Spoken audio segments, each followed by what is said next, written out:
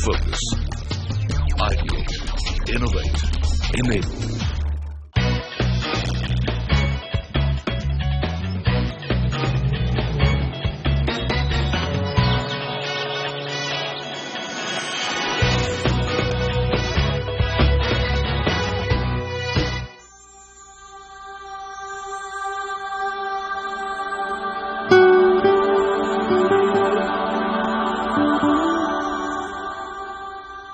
हिंदुस्तान में खूबसूरती की बात करें तो उसकी तुलना कश्मीर से होती है। विदेशी सुंदरता के कसीदे पढ़े तो स्कॉटलैंड का नाम निकलता है। कूर गाने वाले भारतीयों ने इसकी सुंदरता से प्रभावित होकर इसे दक्षिण का कश्मीर कहा, तो विदेशियों ने इसको नाम दिया स्कॉटलैंड ऑफ इंडिया। ये भारत की खुशकिस्मती है कि उत्तर में हमारे पास कश्मीर और दक्षिण में कूर्ग जैसी जगह है। क्लब महिंद्रा प्रेजेंट CNBC आवाज इंडिया ट्रैवल लॉग में हर हफ्ते हम आपको ऐसी खास जगहों से परिचित कराते हैं।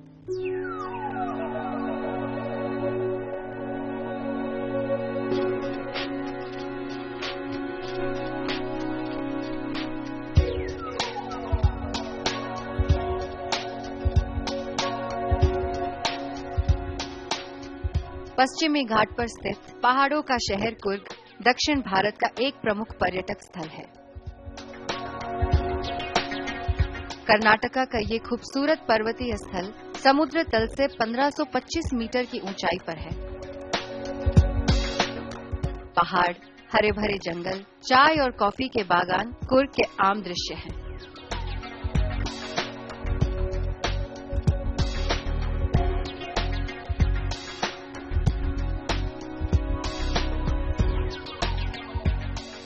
कावेरी नदी का उद्गम स्थल होने की वजह से कूर्ग का धार्मिक महत्व भी है। मडिकेरी कूर्ग का जिला मुख्यालय है। इसका नाम यहाँ के पहले शासक मुद्दू राजा के नाम पर पड़ा। मडिकेरी आने के लिए निकटतम एयरपोर्ट है मैसूर और मैंगलोर, जो यहाँ से लगभग 120 और 135 किलोमीटर दूर है। बैंगलोर से इसकी दूरी करीब 252 किलोमीटर है। सुंदरता से भरपूर इस शहर में पर्यटकों का मन बहलाने के लिए ढेरों घूमने लायक जगहें हैं। उनमें से एक है दुबारे एलिफेंट कैंप।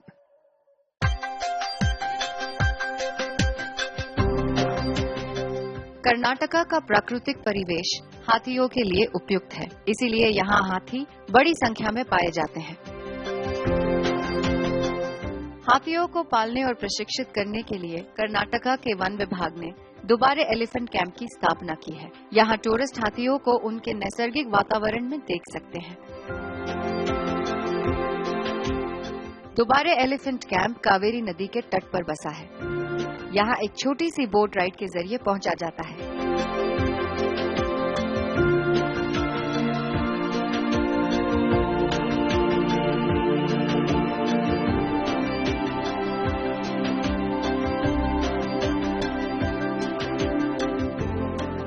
हम आप पहुंचे हैं दुबारे एलिफेंट कैंप। यहाँ पे आज हम हाथियों के साथ खेलेंगे, उनके साथ पिकनिक मनाएंगे, उन्हें नहलाएंगे। I think I am really excited, क्योंकि ये सब मैंने पहले कभी नहीं किया।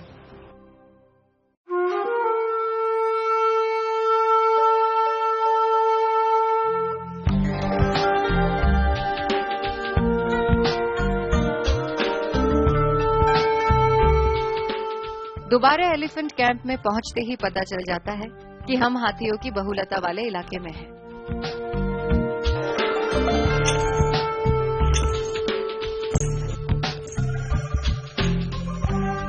कहीं उनकी मालिश चल रही होती है तो कहीं उन्हें नहलाया या खिलाया जा रहा होता है।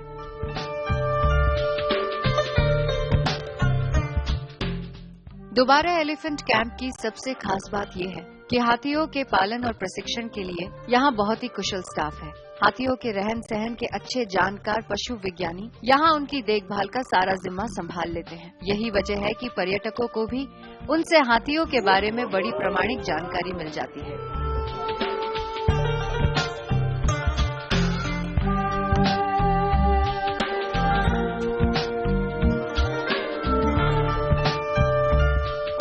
हाथी समूह में रहने वाला जानवर है, पर शहरी लोग हाथी को कभी देख नहीं पाते और अगर देख भी लेते हैं तो सड़क से गुजरता वह एकलौता हाथी होता है। बचपन में जब सड़कों से हाथी गुजरा करते थे तो हमारे मन में छोटा सा एक बच्चा बोल पड़ता था कि उसे हाथ लगाए, उसे खाना खिलाए, उसे छुए। आज मुझे ऐसा लगता है कि मैं ये सब कुछ पूरा कर रही हूँ। दोबारा एलिफेंट कैंप कुर्ग में आप हाथियों के साथ खेल सकते हैं, उन्हें नहला सकते हैं, उन्हें खिला सकते हैं, उन पर बैठ भी सकते हैं। क्या कुछ नहीं कर सकते हैं? अगर आप मुझसे पूछे तो मैं उनसे दोस्ती करना चाहती हूँ। आई थिंक हाथी से प्यारा जानवर कोई है ही नहीं।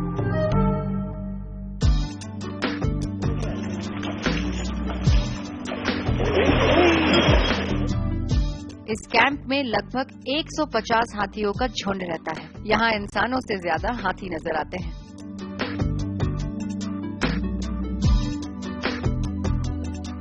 इंसानों की तरह हाथी भी पानी में मौज मस्ती करना पसंद करते हैं।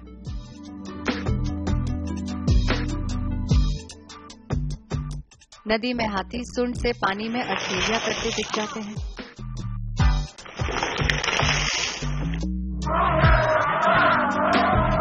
कहीं वो पानी में नहा रहे होते हैं, कहीं अपनी विशाल और भारी भरकम काया के साथ पानी में लेटे नजर आते हैं। इन सबसे खास बात यह है कि पर्यटक अपनी हाथियों की इस मौज मस्ती में शामिल भी हो सकते हैं। कर्नाटका में त्योहारों के समय हाथियों को सजा धजाकर उत्सव में शामिल करने की परंपरा रही है।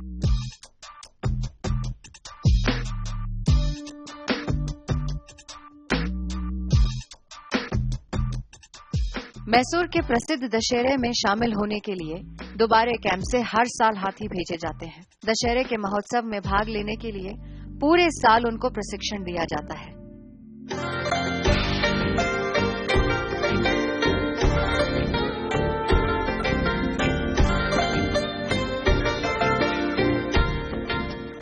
दोबारे के हाथी अपने ट्रेनर्स के साथ जिस सहजता के साथ जीते हैं, उसे देखकर काफी सुखद अनुभव होता है। यही वजह है कि दोबारे में पर्यटकों की भीड़ की भी वो आदी है।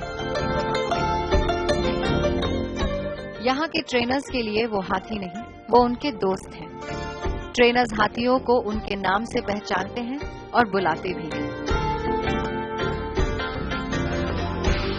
यहाँ मेरी मुलाकात सुनहरी सुंड वाली गोपी से हुई।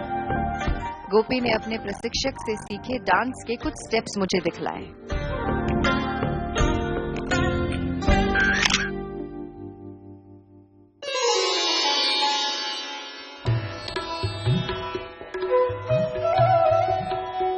ये है मडिकेरी का प्रसिद्ध ओमकारेश्वर टेम्पल। इसे सन 1820 में महाराजा राजेंद्र लिंगा द्वितीय ने बनवाया था।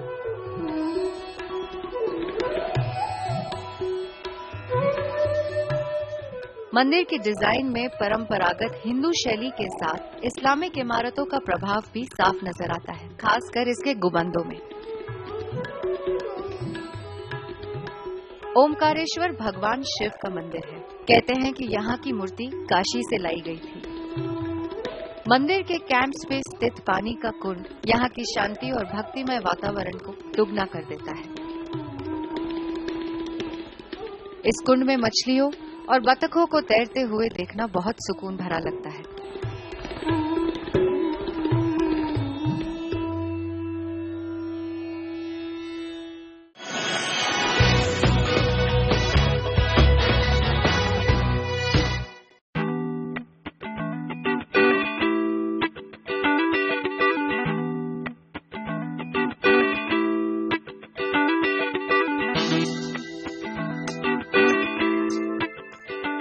क्लब महिंद्रा की सबसे खास बात यह है कि उनके हर एक रिजॉर्ट की सजावट एक दूसरे से अलग है।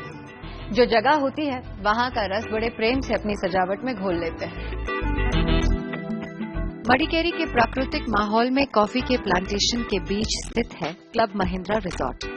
ये साउथ की फेमस आईना माने वास्तुकला के अनुसार बनाया गया लग्जरी रिजॉर्ट है। लकड़ी के पिलर्स और उनके ऊपर रेड टाइल्स की छत यहाँ के सुविधापूर्ण वातावरण में परंपरा और आधुनिकता का अद्भुत मेल कर देती है।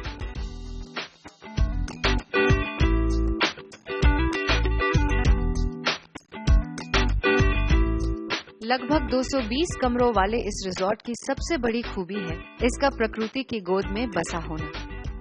यहाँ के हर कमरों में बालकनी है, जिससे घने जंगल के दृश्य साफ दिखाई देते हैं।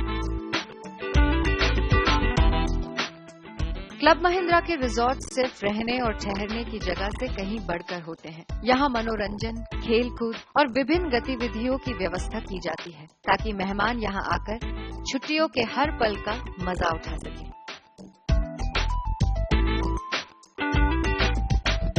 खेलने के शौकीन के लिए बैडमिंटन कोर्ट भी है।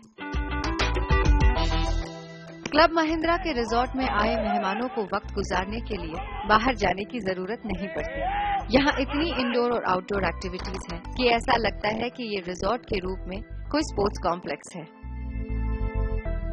कई एकड़ों में फैले इस क्लब महिंद्रा की प्रॉपर्टी में खेलने के लिए हरियाली से भरे बड़े मैदान भी है।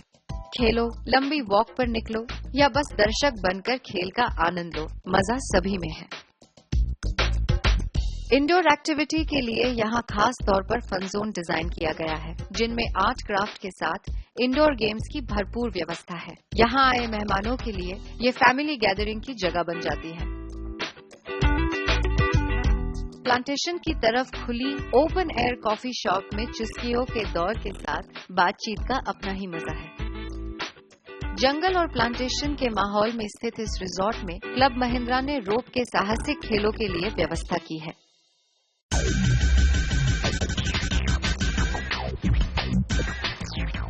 इस एडवेंचर एक्टिविटी में मेहमान अपने साहस, बल, निडरता, चुनौती इत्यादि सभी भावनाओं को जी लेते हैं।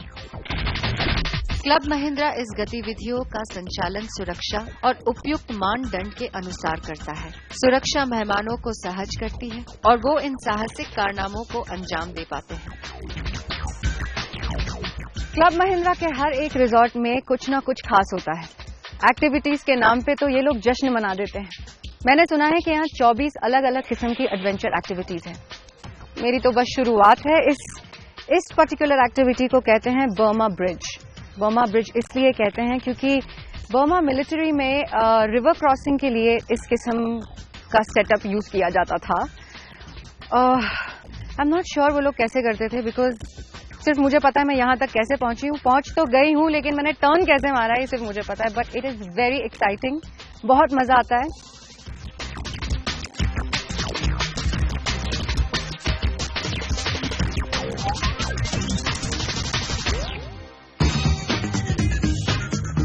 बर्मा ब्रिज के बाद अब मैं खड़ी हूँ स्विंगिंग ब्रिज पे, और ये वाला थोड़ा सा मुश्किल है, लेकिन उस एडवेंचर का मजा ही क्या जिसमें थोड़ा सा थ्रिल ना हो।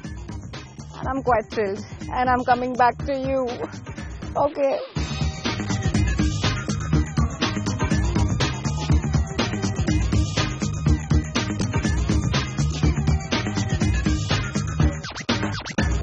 And I did it. Madikeri resort club Mahindra के देश भर में सभी रिजॉर्ट्स में सबसे बड़ा है। यही वजह है कि यहाँ के स्वास्थ्य स्पा को बहुत ही बड़ी जगह दी गई है।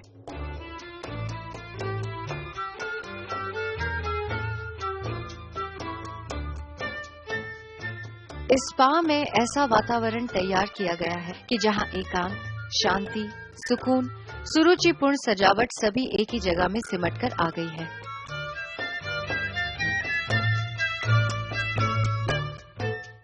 इस स्पा के ट्रीटमेंट इंटरनेशनल लेवल के हैं। यहाँ सबसे ज्यादा ध्यान आयुर्वेदिक पद्धतियों पर दिया जाता है, लेकिन इसके अलावा यहाँ थाई, स्वीडिश उपचार भी किए जाते हैं।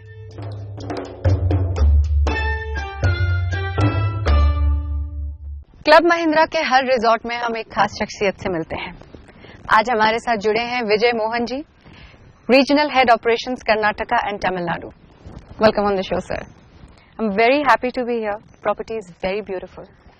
पर मैं आपसे पूछना चाहती हूँ कि मैं इतने सारे लोगों से मिली, इस रिजॉर्ट की क्या यूएसपी है? क्लब महिंद्रा मडिकेरी क्लब महिंद्रा का सबसे बड़ा रिजॉर्ट है। यहाँ पे 220 कमरे हैं and this resort is spread over 34 acres of coffee plantation and rainforest. Wow. All the rooms have got a balcony. And when you sit in these balconies, you get a feeling कि हम nature के साथ हैं, हम जंगल के अंदर बैठे हैं. So that is one of the biggest USPs of this place. And then we have something known as Planters Club. Planters Club में we serve about 20 different varieties of coffee. And the most famous South Indian filter coffee is also, something that people appreciate. I believe that you do a lot of sustainable practices. See, we've been in this place for about 11 years now. Right, that's And in the last 11 years, about 50% of our employees are from the local community. Wow. And they are people who are hospitable by nature, but they have not studied hospitality. So we've done our bit of training and grooming to bring them into our system. Likewise, there are a lot of vendors who are from this place. Right. And they have come into the picture because of us. Then there are a lot of these cab drivers. So likewise, we have provided indirect employment also to a lot of people. Right.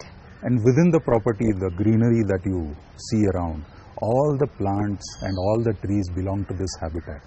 Nothing that has been brought from outside. So we are trying to sustain the greenery and the habitat of this place. This property houses about 300 different kinds of flora and fauna. Wow. And 100 birds have been sighted in this place. You must go for the bird walk, bird sighting walks. You should go for these long treks and walks that we organize in the resort. So it's you an apt place for bird watchers. Yes, and it is a place to bond with nature. I totally agree. It's been 2 days I'm here and I do not feel like going back. It's a different green that you get to see of this country. We look forward to seeing you here again. Yes, and thank you for joining us.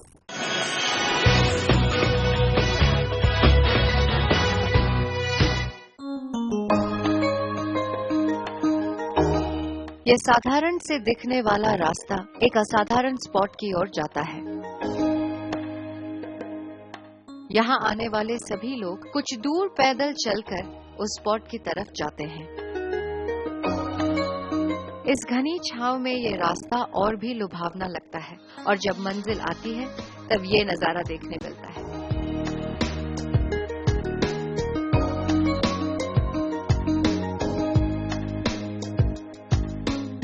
आप south of India घूमने आए और आपकी मुलाकात एक सुंदर से waterfall से ना हो तो सफर अधूरा रह जाता है। बिल्कुल उसी तरह मडिकेरी में भी हमने एक सुंदर सा वाटरफॉल ढूंढ लिया है जिसका नाम है एबी फॉल्स। नेचर ट्रेल और ट्रैकिंग के शौकीन अक्सर यहाँ आते हैं।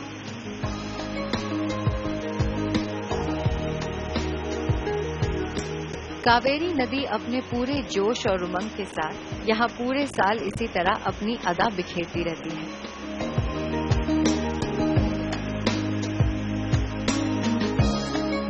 इस व्यूइंग पॉइंट से सैलानी एबी फॉल्स की सुंदरता को निहारते और अपने साथ ले जाने के लिए यहाँ की तस्वीरें ले जाते हैं।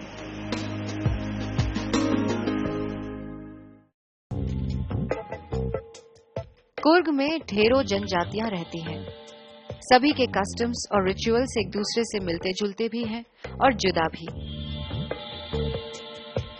कितना अच्छा लगता है जब हम एक नई जगह पर आते हैं और वो जगह के लोग आपको बिल्कुल अपना बना लेते हैं। क्लब महिंद्रा के हर रिजॉर्ट में उनकी एक्टिविटीज उनके कल्चर के साथ जुड़ी हुई होती है। आज मैंने सोचा कि मैं इनके रंग में भी रंग जाऊं। उन्होंने मुझे कुर्गी साड़ी में तैयार किया है और डांस के कुछ स्टेप्स भी सिखाने वाली है। Yes Kashma, okay let's go. यहाँ शादी, त्योहार, जन्म, मृत्यु सभी के अलग अलग डांस और सॉन्ग्स हैं और सभी में गहरे भाव और मतलब छुपे हुए हैं।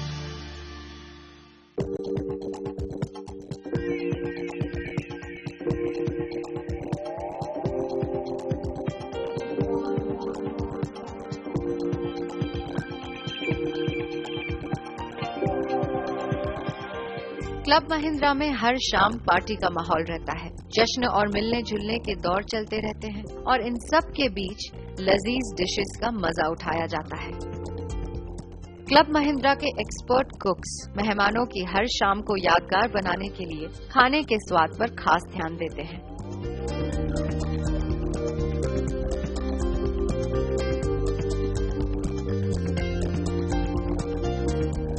खाने की ढेरों डिशेस के साथ इन शामों को रंगीन बनाने के लिए कोई ना कोई रंगारंग प्रस्तुति भी जश्न का हिस्सा होती है।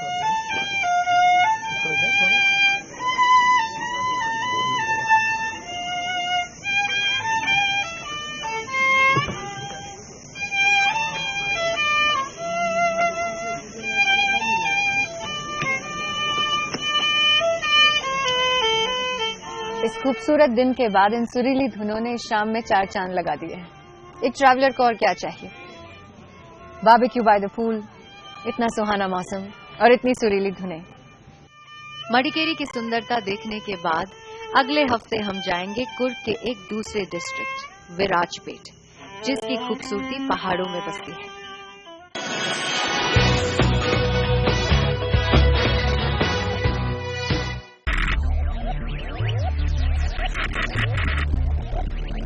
Focus, ideate, innovate, enable.